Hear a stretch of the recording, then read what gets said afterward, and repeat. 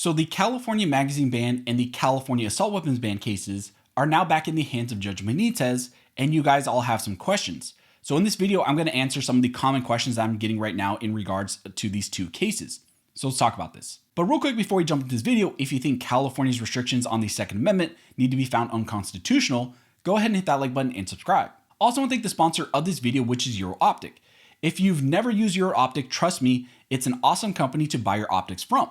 One of the great things about EuroOptic is that their inventory that you see on their website is in real time, and anything listed as in stock is actually in stock. So EuroOptic is an amazing company. I buy stuff from them all the time, and if you're interested, go check them out. Thank you again, EuroOptic, for sponsoring this video. How's it going, everybody? My name is Anthony Miranda. I am a licensed and practicing attorney in the state of California with an emphasis on Second Amendment rights. I've been part of Second Amendment litigation both at a state level and a national level, while serving as a staff attorney with the Firearms Policy Coalition legal team.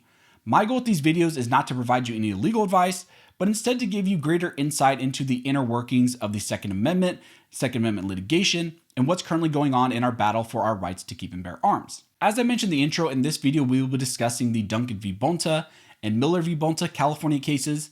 These cases are a challenge to the state's ban on so-called large capacity magazines, and also the state of California's ban on so-called assault weapons. Now, I'm not going to go through all the procedural history of these cases. If you're interested in that, if you need to know that, you can watch one of my prior videos.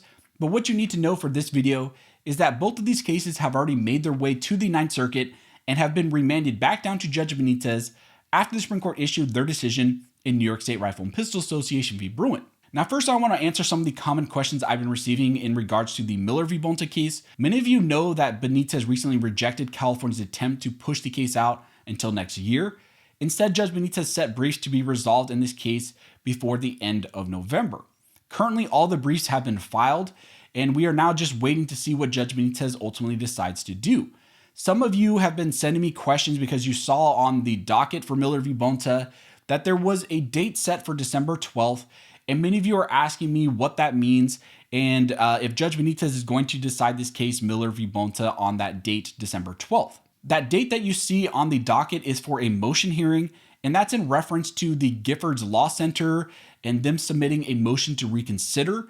And essentially what happened is Giffords had prior been denied by Judge Benitez a motion to file an amicus brief.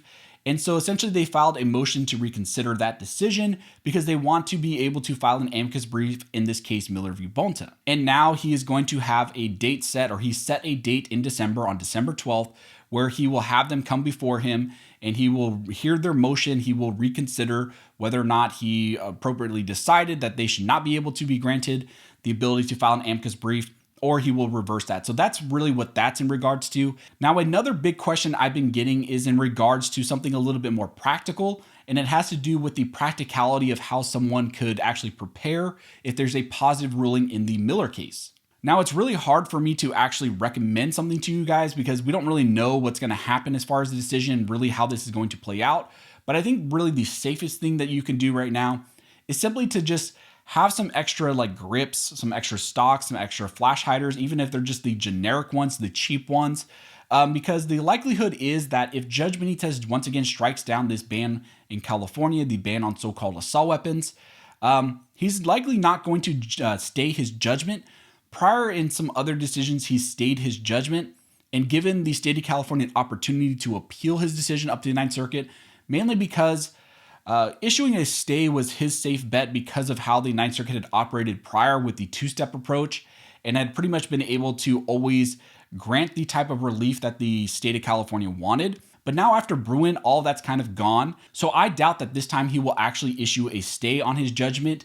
I think he will completely leave that up to the Ninth Circuit and for the state of California to then seek that from the Ninth Circuit. So there might be a small window of time when his decision is actually in force and effect. So practically, you might be able to make some modifications to your rifle and therefore be in compliance and be fully legal to actually do that.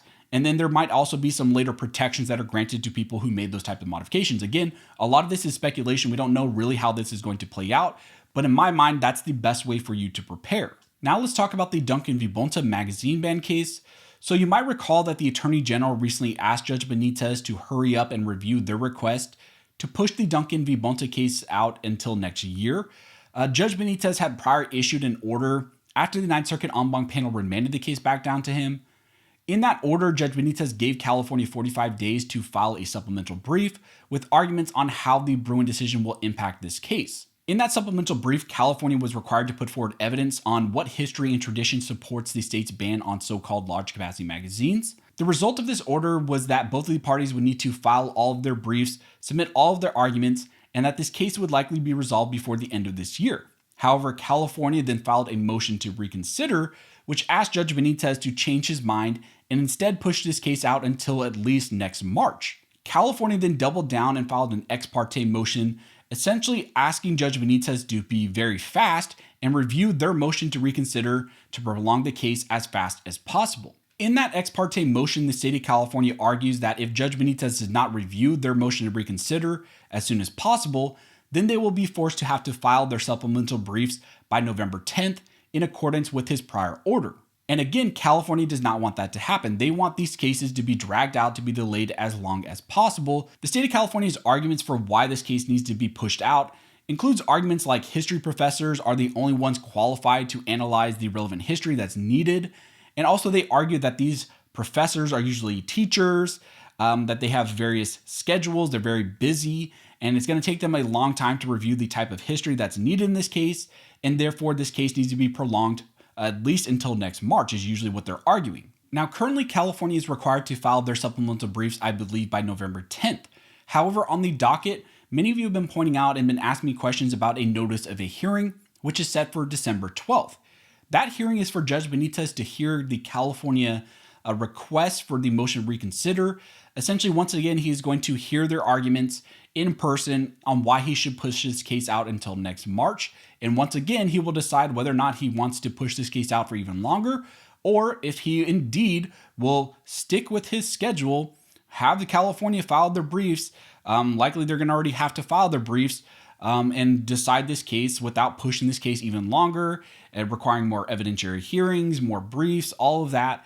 And my guess is that he is going to deny their motion once again because he's wanting these cases to be resolved as soon as possible. So the things for you to really keep your eyes out for is first the Miller decision, because that could come any day. But really right now we're just in a holding pattern to see what Judge Benitez does in Miller. Again, one of the best ways for you to prepare for that is simply to have those random parts that you could install in just a matter of minutes. Because again, we only may get just a few hours, maybe a day or 2 days to do what we need to do as far as modifying our rifles legally. And then we will see how that plays out from there. Again, this is just a lot of speculation, definitely not legal advice. We don't know how this is going to play out. But when that does happen, when we do get those decisions, I will try to get you guys information as fast as possible because again, we may only have a few hours to do what we need to do. The second thing to keep your eye out for is December 12th in regards to the Duncan case, because again, Judge Benitez has set a hearing date for that motion to reconsider. He's going to decide whether or not he is again going to deny the state of California's request to push this case out until next year, if he's going to stick with his original kind of scheduling and try to resolve this as soon as possible. So those are really just the two main ones. December 12th is an interesting day because really Judge Benitez has all three of the major 2A cases before him that day.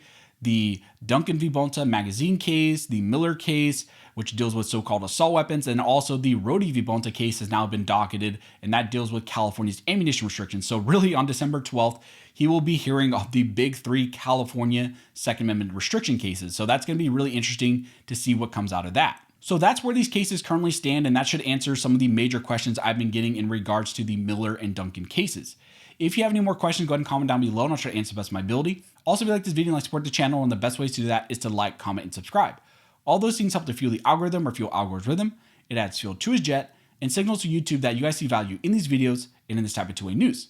Again, I want to thank everybody who likes, comments, subscribes, who hits the notification bell, who shares these videos. You guys are directly impacting these videos, impacting this channel, helping me to reach and educate more people than I could ever do on my own. So as always, thank you all for watching. Don't forget to like and subscribe. And never forget, this nation was built by armed scholars, and this nation will be maintained by armed scholars.